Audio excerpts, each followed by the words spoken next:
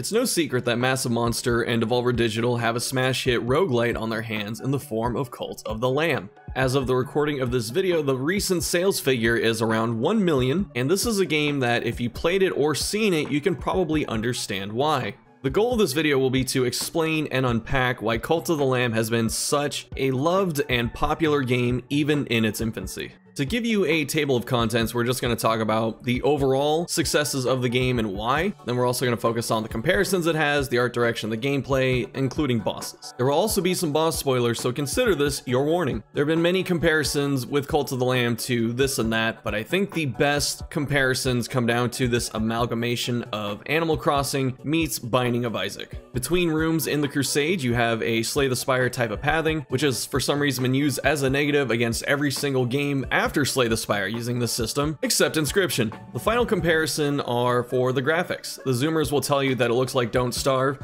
but us boomer, connoisseur, classic enjoyers understand that Paper Mario is 22 years old to the day. Hopefully it goes without saying that having influences and similarities in games is never a bad thing. The reason I say this is because Cult of the Lamb takes just a little bit of influence from where it needs to, and then it has enough to stand on its own merits. Speaking of how the game looks, this is a great segue, thanks me, but the art is arguably the highlight of the game. When I say art, I'm not just talking about how the game actually looks, I'm talking about theming, presentation, and the soundtrack. It's no secret the game looks absolutely adorable. The animals serving as cultists and how cute they look and even what their voices sound like are definitely the game's hallmark. Attention to the smallest details are also very appreciated, such as how they look during the brainwashing ritual and even how they bounce around. Now, the reason I want to throw out the word brilliant or genius when describing this game is because this game takes the demonic cult sacrificial ritual type of theme, but hides it so well behind this cute aesthetic that you just don't really notice. Originally, when I wrote this part of the video, I said it's amazing because no one gets mad at it,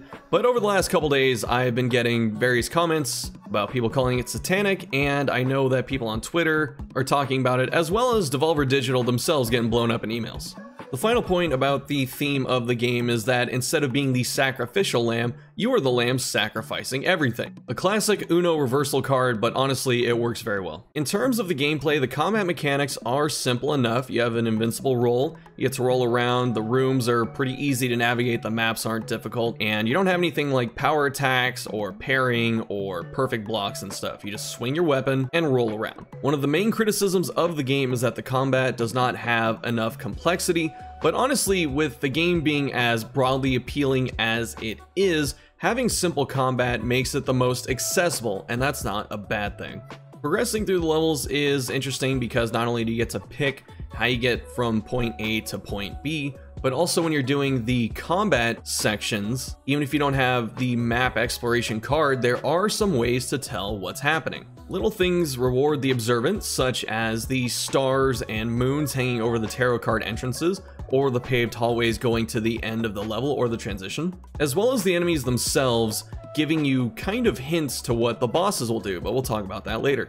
The base building is straightforward and fun, and you don't have to grind too much to get everything done, which is very appreciated. Your base isn't fully automated and you still have to pick up food or cook or help chop down trees or whatever. It's still engagement, which is fun, and once you have enough of the talent tree unlocked, you can set up your base to be automated for pretty much everything except cooking, so you get to walk around and see the fruits of your labor. Who doesn't like opening random treasure boxes to get stuff and not having to pay money because it's a gacha mobile game? There's also just enough player agency in terms of how you get to make the followers look, and little things like decorating them with necklaces or what you feed them. For you content creators out there, the integration feature is really awesome and honestly one of the most fun parts about streaming the game, and I won't be able to recommend it enough once the issues get ironed out. The bosses themselves do deserve their own section. None of the bosses feel unfair. They have lots of telegraphs so you can tell what they're doing. There is this really cool little feature where if you walk behind the boss and there are projectiles and stuff,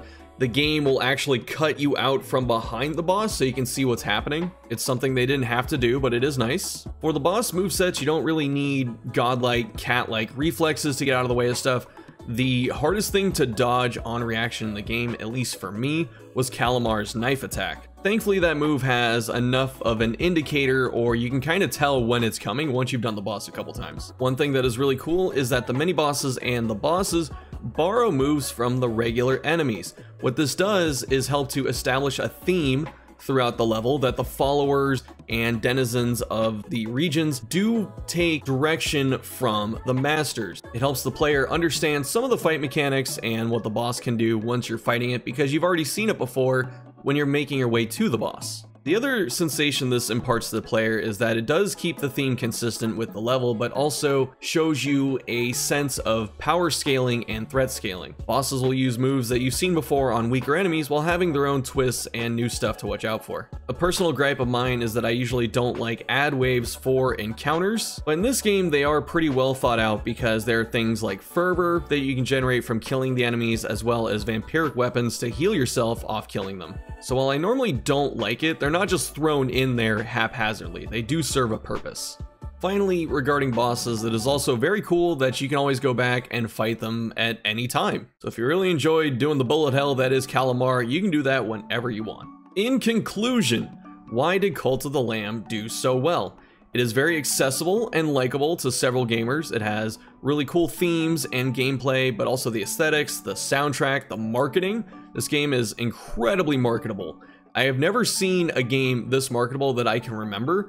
Not only does it have the really cute aesthetic to draw people in, it's got some roguelike gameplay, which is kind of the in thing right now, especially with indie devs, and it just has something for everyone. If you like combat, dodge rolling, and stuff like that, it has it. If you enjoyed Animal Crossing or base building or what have you, it also has that. It has a fishing minigame, it has Knucklebones, which I didn't even talk about, and I really can't say enough good things about the game.